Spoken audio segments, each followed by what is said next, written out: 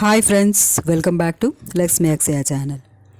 మనం డైలీ ఈ రొటీన్ లైఫ్లో వెజిటేబుల్స్ తింటూనే ఉంటాము.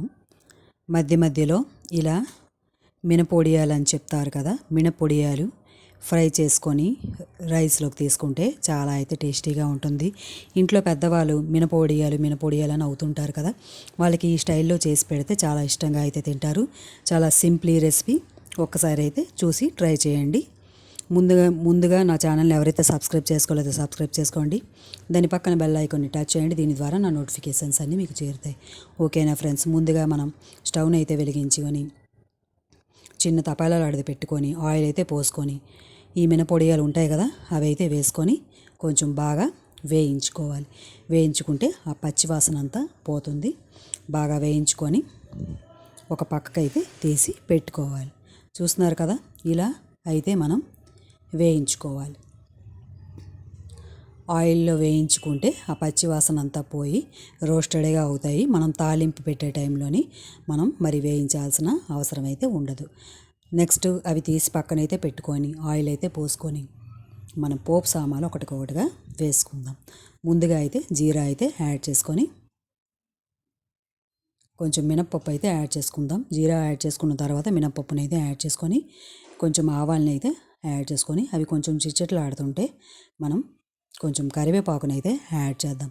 కరివేపాకు యాడ్ చేసిన తర్వాత పచ్చిమిర్చి చీలికలు ఉంటాయి కదా, వాటిని అయితే యాడ్ చేసుకుందాం. వాటిని యాడ్ చేసుకొని కొంచెం బాగా వేయించుకోవాలి. ఇలా వేయించుకున్న తర్వాత అవి రోస్టెడ్గా అవుతాయి కదా, పచ్చిమిర్చి చీలికలు రోస్టెడ్గా అయిన తర్వాత మనం ఉల్లిపాయ ముక్కలు చిన్న చిన్నగా కట్ చేసుకున్నాం కదా, అవి అయితే ఇందులో యాడ్ చేసుకొని కొంచెం బాగా వేయించుకున్న తర్వాత పసుపునైతే యాడ్ చేద్దాం. పసుపు యాడ్ చేసి కొంచెం బాగా వేయించుకోవాలి. పసుపు ఆ పోపు సామాన్లకి ఈ ఉల్లిపాయ ముక్కలకి అన్నీ పట్టేలా ఇలా అయితే ఒక రౌండ్లో తిప్పుకుంటూ మనం కలుపుకుంటే పసుపు అంతా ఈ ఉల్లిపాయ ముక్కలకి పడుతుంది. బట్టి బాగా అయితే ఉల్లిపాయ ముక్కలు కొంచెం బ్రౌన్ కలర్ వచ్చేంత వరకు బాగా అయితే వేయించుకుందాం. ఉల్లిపాయ ముక్కలు బాగా వేగితేనే ఈ వడియాలు ఇప్పుడు చాలా అయితే బాగుంటుంది. ఒక్కసారి ఇలా ట్రై చేయండి.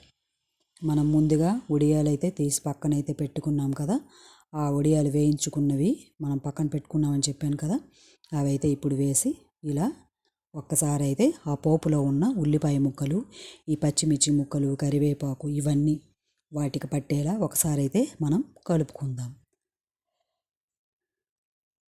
కలుపుకొని సరిపడా సాల్ట్ని అయితే యాడ్ చేసుకుందాం.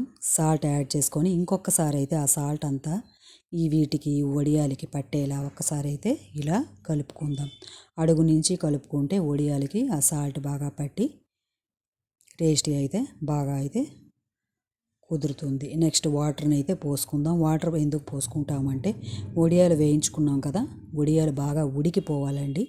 బాగా ఉడికిపోతేనే ఈ వేపుడు అన్నది చాలా అయితే బాగుంటుంది.